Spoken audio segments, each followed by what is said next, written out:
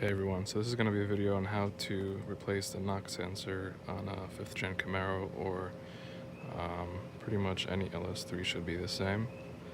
So the best way to locate it is to find your oil filter, and then right above that, above this thing, you're going to see this like little silver foil thing.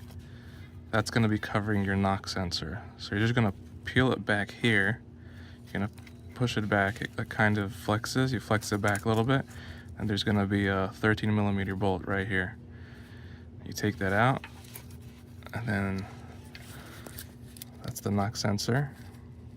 And to actually disconnect it, you pull this gray tab out all the way like it is right now, and you push down this yellow part in the middle right here. So you push that down with like a screwdriver or something, and it pulls out. And then to reinstall it, you basically just do all that in reverse. It's very simple, very easy. Just wanted to make a quick video because I didn't see any other videos on how to do it on this car.